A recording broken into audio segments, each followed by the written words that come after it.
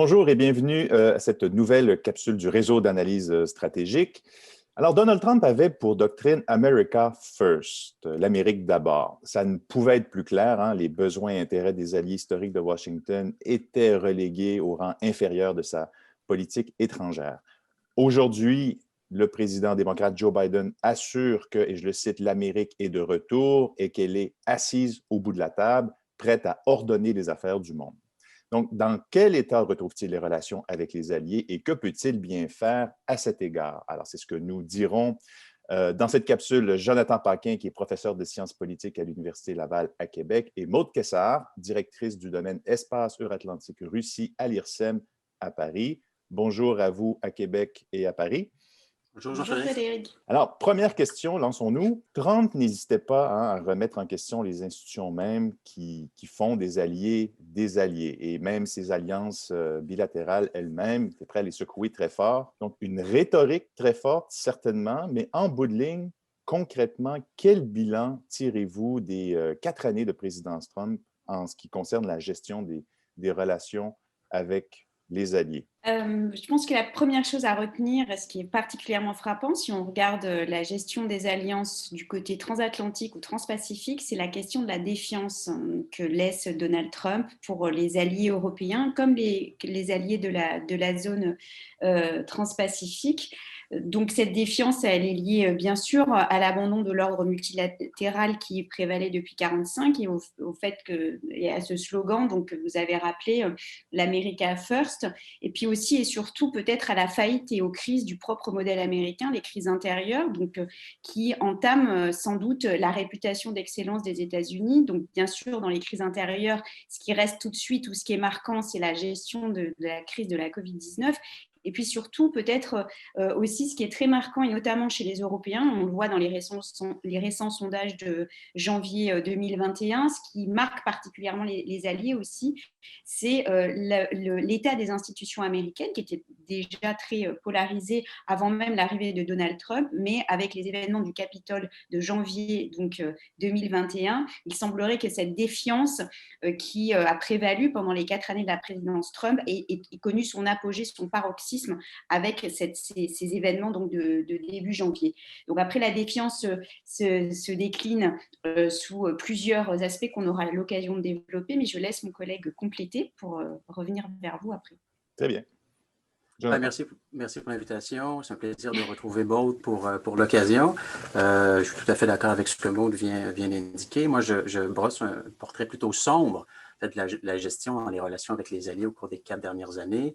C'est une relation qui, à mon sens, a accéléré le déclin des États-Unis pour une raison bien simple, c'est que, dû au ton de l'administration Trump, dû aux actions aussi, plusieurs, pas tous, mais plusieurs des alliés de Washington se sont graduellement détournés des États-Unis et on pourra y revenir. En fait, Trump, depuis 4 ans, a été incapable de démontrer un intérêt, une appréciation ou même de valoriser les alliés ou le système d'alliance que les États-Unis ont mis de l'avant depuis 1945. Et ça s'explique d'une façon assez simple. C'est que Trump ne s'inscrit pas du tout dans cette grande tradition d'internationalisme libéral aux États-Unis. Mm-hmm. Et donc, à ses yeux, le système d'alliance, et par système d'alliance, j'entends bien sûr l'OTAN, mais aussi l'ANZUS avec l'Australie et la Nouvelle-Zélande, et le système d'alliance qu'on appelle le Hub and Spokes en Asie, qui est un système d'accords bilatéraux entre les États-Unis et des États de l'Asie de l'Est, eh bien, ce grand système d'alliance n'a pas été valorisé parce qu'il s'inscrit en fait dans l'internationalisme libéral. C'est un peu la branche défensive de cet ordre post-1945, un peu comme l'Organisation mondiale du commerce et la branche commerciale de l'ordre en question. Et donc, inévitablement, aux yeux de Trump, les alliés étaient bien plus souvent perçus comme étant des problèmes que comme étant des outils permettant, en fait, aux États-Unis d'assurer leur projection dans le système international. Et donc, ça a eu pour effet, bien sûr, de créer énormément de tensions Bon, évidemment, Maud pourrait revenir sans doute, mais aux yeux de Trump, les alliés de l'OTAN, c'était essentiellement un club de profiteurs qui se nourrissait pratiquement à même le budget de la défense des États-Unis, là. Et donc, en conséquence, ça a eu pour effet d'éroder, voilà, le lien de confiance. Et ça a créé beaucoup d'anxiété chez de nombreux alliés. On parle d'une crainte de l'abandon, en fait. Vous savez, au sein des alliances, la peur de l'abandon, elle existe toujours. On se demande toujours si notre principal allié sera à nos côtés en cas de menace ou en cas d'attaque. Et donc, ça, c'est cyclique. Parfois, on a peur, parfois, on a moins peur. Ça dépend des relations qui se tissent entre les dirigeants. Mais certainement que sous l'administration Trump, on a atteint un sommet à cet égard. Il y a eu une réelle peur d'un abandonnement de Washington. Alors oui, sans doute que c'est intéressant d'avoir une typologie aussi des différents alliés qui n'ont pas été traités de la même manière sous l'administration Trump, et sans doute que les Européens proposent un exemple assez intéressant de ce fractionnement des alliances. Alors on a parlé de l'OTAN, mais même au sein de l'OTAN, tous les alliés n'ont pas été traités de la même manière, puisque vous le rappeliez en préambule, Trump a privilégié en fait le bilatéralisme, et ce qui laisse au terme donc de son mandat finalement certains alliés qui ne le regrettent pas tant que ça. Et je pense à la Pologne ou à la Hongrie, puisque je faisais état de l'état des opinions européennes au terme de l'administration Trump. Eh bien, si les Allemands, les Français sont aussi méfiants dans l'opinion publique vis-à-vis du géant américain, eh bien, ce n'est pas le cas des Polonais ou des Hongrois qui n'ont pas eu la même relation avec l'administration Trump que les autres Européens. Et je pense que ça, c'est important de rappeler qu'il y a eu ce fractionnement en fait de la relation aux États-Unis au sein même de l'Europe, et je dirais même des Europes. Donc les alliés se sont positionnés différemment, on pourra y revenir. Tout à fait, oui. Ben, vous anticipez un peu ma question suivante.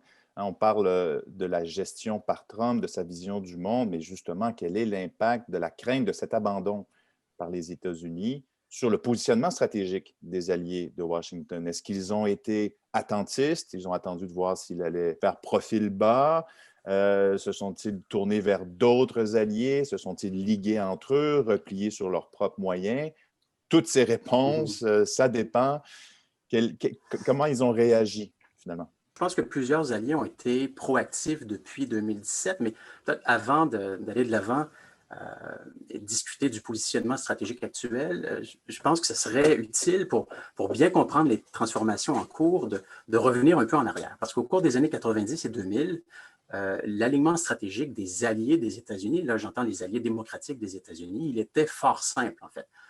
On le retrouvait sur un axe où d'un côté il y avait l'alignement et d'un autre ce qu'on appelle le soft balancing, c'est-à-dire l'idée de chercher à réduire les ardeurs ou à s'opposer aux États-Unis en faisant contrepoids au sein des institutions internationales. Et bien sûr, la guerre en Irak de 2003 nous l'a bien montré avec le discours de Dominique de Villepin où manifestement donc l'Allemagne, la France, mais aussi la Russie s'opposaient à cette volonté des États-Unis. Mais il n'y avait pas de réalignement en vue. C'était ou bien vous étiez quasiment totalement derrière Washington, où vous émettiez des doutes et des réserves à l'égard de leurs entreprises. Le jeu s'est complexifié grandement au cours des dernières années pour deux principales raisons. D'abord, conjoncturelle, hein, l'élection de Donald Trump, qui vraiment critique abondamment ses alliés, et puis d'autre part, et j'en faisais allusion tout à l'heure, il y a un déclin relatif réel des États-Unis et il y a une ascension de la Chine qui est assez considérable. Et donc, rapidement, je sais qu'on n'a pas toute la journée pour en discuter, mais je vois trois types de comportements qui ont vraiment animé les principaux alliés des États-Unis. Alors, ce sont trois types de comportements qui ne sont pas mutuellement exclusifs, mais qui nous permettent donc de voir certaines tendances. Le premier comportement, c'est le renforcement de l'engagement de certains alliés sur Washington. Maud faisait allusion à la Pologne, par exemple, tout à l'heure. Effectivement, la Pologne est constamment derrière Washington. Elle considère que c'est Washington qui peut vraiment être son filet de sécurité, beaucoup plus que les Européens, pour des raisons historiques. Et donc, les Polonais, au cours des dernières années, ont acheté un système antimissile Patriot au coût de 5 milliards de dollars. Le président polonais a voulu mettre en place ce qu'il souhaitait appeler le Fort Trump. Il veut s'assurer que les soldats américains restent en Pologne ad vitam aeternam, mais que le nombre de soldats puisse s'accroître. Alors évidemment, la Russie est perçue comme une menace directe à la Pologne. Donc, on a voulu se rapprocher de Trump pour faire valoir le fait, en fait, qu'on était un allié de taille et qu'on avait quelque chose à offrir. Du côté Pacifique, le Japon a joué un jeu assez semblable. Alors, le Japon a acheté pas moins de 105 chasseurs F-35 aux États-Unis au cours des dernières années. Le Japon a accru son budget de la défense aussi pour deux principales raisons. La première, faire la démonstration qu'on est un allié fiable et que Washington peut compter sur nous. La deuxième, c'est qu'en cas de retrait des États-Unis, le Japon aura les moyens nécessaires pour se défendre ou pour exercer une influence dans la région. Le Japon a, par exemple, conclu un partenariat stratégique et défensif avec l'Australie. Elle a fait de même avec l'Inde. Donc, voilà, le Japon joue sur plusieurs tableaux, mais tout en rappelant l'importance de Washington. Rapidement, je ne veux pas trop prendre de temps, mais le deuxième type de comportement, c'est l'autonomie stratégique que les Français connaissent très bien. Emmanuel Macron incarne très bien cette posture, la volonté, en fait, de vraiment devenir un troisième bloc aux côtés de la Chine et des États-Unis en ayant des positions communes et quasiment indépendantes des États-Unis et des autres, tout en rappelant, bien sûr, l'importance de l'OTAN. L'Australie joue un rôle de plus en plus semblable à la France aussi. Vous savez, le budget de la défense d'Australie s'est accru considérablement. Il sera de 40 milliards prochainement. On prévoit des investissements de 300 milliards de dollars, notamment pour les forces navales. On rappelle l'importance du traité de défense avec les États-Unis qui date de 1951, mais on se prépare à ce que les États-Unis, éventuellement, se tournent ou se détournent plutôt des intérêts de l'Australie. Puis finalement, la troisième posture stratégique, si vous voulez, c'est l'éloignement ou voir le changement d'alliance. Et il me semble qu'il y a deux alliés de Washington à l'heure actuelle qui incarnent assez bien cette posture. D'abord, la Turquie, et puis ensuite les Philippines dans le Pacifique. Notamment, on pourrait revenir sur la Turquie, faire une capsule uniquement sur la politique étrangère turque, mais notamment les Turcs ont acheté le système de défense S-400, malgré le fait que le Pentagone s'y opposait. Le Pentagone a résilié le contrat des F-35 que les Turcs avaient conclu avec les Américains. Au cours des 4 dernières années, les Turcs ont signé pas moins de 10 ententes économiques avec la Chine. La Chine est maintenant le deuxième partenaire économique de la Turquie, après la Russie. Donc, il y a un éloignement certain. Évidemment, il y a les tensions avec les Européens, notamment avec les Français aussi, sur un certain nombre d'enjeux géostratégiques. Et puis, du côté de M. Duterte aux Philippines, alors là aussi, on a joué la carte de la Chine. On a menacé de mettre un terme au traité de défense mutuelle entre les deux pays afin d'obtenir des concessions des États-Unis. Donc, on joue de plus en plus sur la possibilité de quitter ou de s'éloigner pour renforcer notre rapport de force au sein de l'Alliance avec les États-Unis. Donc, on a un peu fait éclater, si on veut, les différents l'alignement avec les États-Unis. Est-ce que c'est une typologie à laquelle vous souscrivez? Alors, j'y souscris absolument et d'autant plus qu'en en parlant depuis Paris, la Turquie est forcément un point de focal, ce pivot stratégique qui finalement offre une forme de syncrétisme de ce que l'administration Trump a pu mettre en péril. Et aujourd'hui, ça reste une préoccupation majeure des Européens et de l'évolution de la relation entre l'administration Biden qui arrive et une partie de l'Europe avec la possibilité pour les États-Unis d'avoir encore des points d'appui dans une zone stratégique très importante qui est la Méditerranée orientale et qui inquiète beaucoup les Européens parce que dans ce jeu de cartes rebattues qu'évoquait Jonathan Paquin, il y a aussi peut-être les alliances avec le Moyen-Orient qui existent aussi en creux et qui ont été particulièrement rebattus par Trump. Et ça sera sans doute un des challenges de l'administration Biden qui est déjà en train de poser un certain nombre de jalons de ce point de vue. Alors bien sûr, moi j'insisterai particulièrement en tant qu'Européenne et en parlant depuis Paris sur la question de l'autonomie stratégique et du repositionnement de certains alliés européens.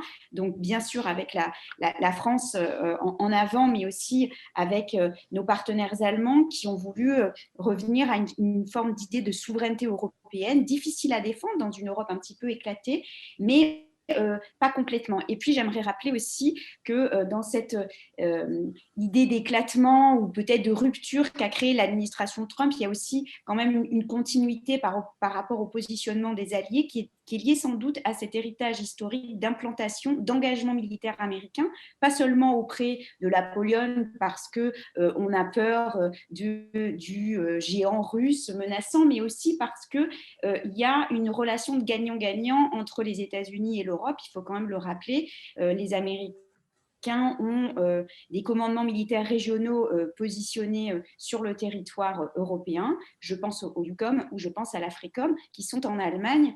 Et j'y pense parce que sans doute l'administration Biden a voulu donner des gages tout de suite du gel en fait du gel du retrait d'un certain nombre de troupes ou de budgets qui étaient donc attribué à l'Europe ou au EUCOM. Et ça, c'est un gage de maintien de l'engagement qui est particulièrement important, je pense, pour le positionnement des Européens.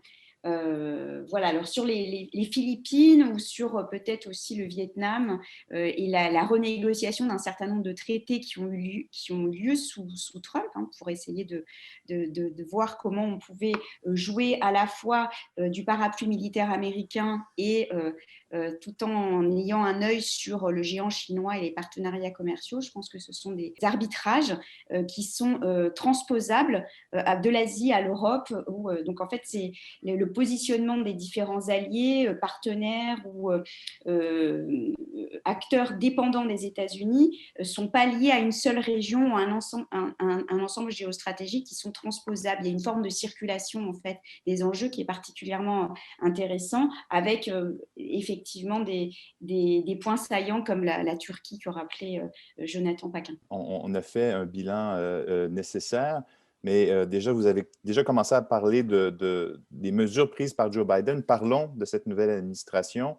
Il l'a dit, je le répète, l'Amérique est de retour au bout de la table, donc clairement dans une position de leadership. Son équipe politique étrangère, elle aussi, est de retour, on pourrait dire, parce qu'il y a beaucoup de vétérans des administrations démocrates précédentes, une équipe très expérimentée, mais qui a déjà beaucoup de bagages. Donc, j'ai envie de vous poser une question en deux temps. D'une part, est-ce que Biden est en mesure de réparer, voire même de renforcer la relation avec les alliés? Autrement dit, est-ce que c'est trop brisé pour être réparé ou c'est tout à fait possible? Quelle est l'ampleur de la tâche, d'une certaine façon?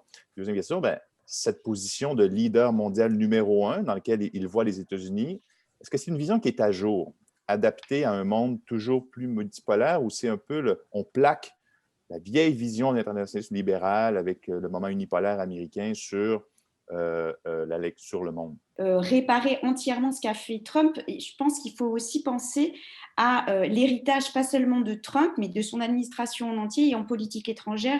Pensez à Pompeo, qui quand même a été très, très proactif jusqu'aux dernières semaines de l'administration Trump, en laissant un héritage particulièrement difficile à gérer et à défaire dans l'immédiat sur l'ensemble du globe, je dirais, parce qu'il a été très présent, je parlais de la Méditerranée orientale, dans cette zone-là. Il a été présent aussi au Yémen, ce qui pose problème pour Biden. Il s'est montré aussi présent sur le Venezuela, sur Taïwan également. Donc, tout cet héritage, je ne vais pas détailler les différents points, mais paraît difficile à défaire et met en porte-à-faux l'administration Biden qui reprend les commandes. Alors, l'administration Biden reprend les commandes effectivement avec une équipe qui n'est pas nouvelle, qui est très héritière de la guerre froide, avec une vision, une lecture du monde qui paraît particulièrement héritée du XXe siècle, qui n'est peut-être pas de nature à rassurer totalement des alliés, notamment des alliés européens qui auraient besoin de gages à la fois solides, connus, mais aussi de gages de renouveau qui tiennent compte justement de cet épisode Trump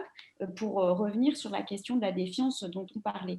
Donc, se dire que on va revenir à un ordre international libéral anti-Trump, je pense que la réponse, malheureusement, a été déjà donnée et pensée par les Européens à plusieurs reprises au cours des 4 années de l'administration Trump, en réalisant qu'on qu'on ne reviendrait jamais à une Amérique anti-Trump et qu'il fallait en tenir compte.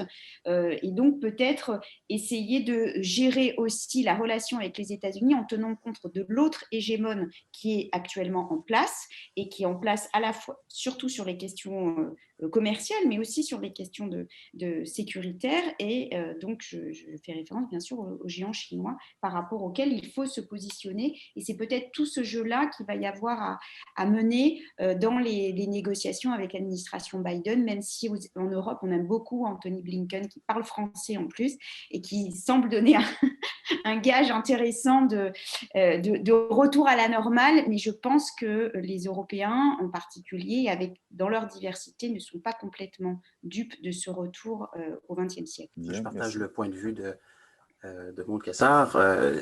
Premièrement, je pense que les Alliés ne pouvaient espérer avoir un président américain plus sensible à leurs préoccupations. Ça, il faut bien le dire. Dans le contexte actuel, le fait d'avoir Joe Biden à la Maison-Blanche a certainement amené les Alliés à pousser un énorme soupir de soulagement. On l'a dit, il est très favorable à l'OTAN.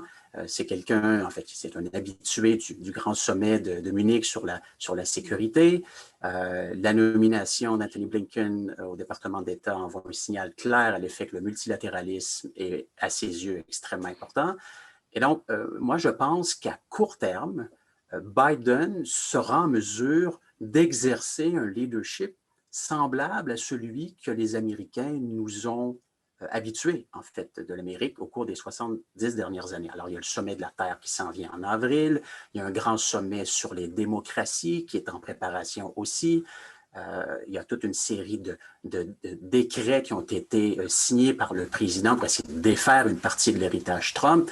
Alors, je pense qu'à court terme, il pourra faire des gains et il pourra probablement réparer certains liens dans les relations avec les alliés. Est-ce qu'il pourra renforcer les alliances? J'en doute fortement. J'en doute fortement parce que, pour reprendre l'expression de Maud Cassar, les alliés ne sont pas dupes. C'est-à-dire que l'Amérique sera peut-être de retour pour 4 ans, mais personne ne sait qui sera le président des États-Unis en janvier 2025.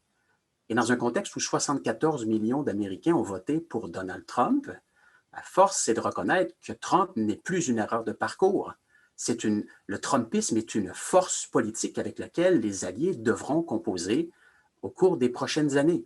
Alors ça, c'est très important, on doit le garder en tête. Et les Européens, et c'est vrai aussi pour les alliés de l'Indo-Pacifique, savent très bien qu'il n'y a plus de consensus à Washington sur ce qu'on pourrait appeler les fondamentaux de la politique étrangère des États-Unis.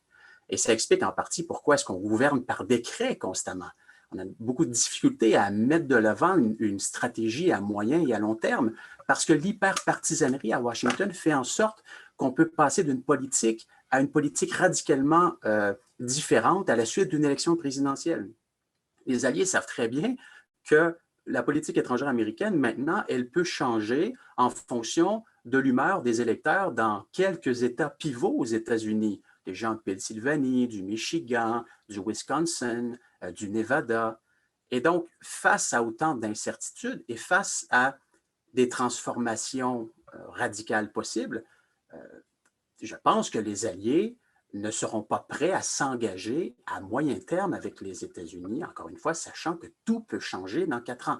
Et puis, il y a encore, je reviens toujours sur ce point, mais c'est fondamental, cette question du déclin relatif des États-Unis et de l'ascension de la Chine qui a amené au cours des 10 dernières années les alliés des États-Unis à diversifier leurs rapports commerciaux, diplomatiques, stratégiques. Alors, en bout de ligne, non, Biden ne pourra pas nous ramener en fait à la veille de l'élection de 2016.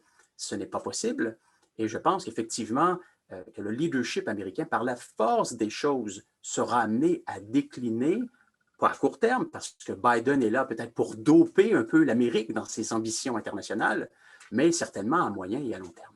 Juste un point, peut-être sans vouloir faire de psychologisme de l'État américain ou parler de trop d'introspection, il y a un point qui paraît particulièrement frappant dans cette idée de déclin, qui est un peu un marronnier aussi, c'est vrai, Jonathan, que vous rappeliez, c'est la question de l'engagement en Indo-Pacifique, sans doute, qui, comme le rappelait Walter Russell Mead, se fera peut-être pas.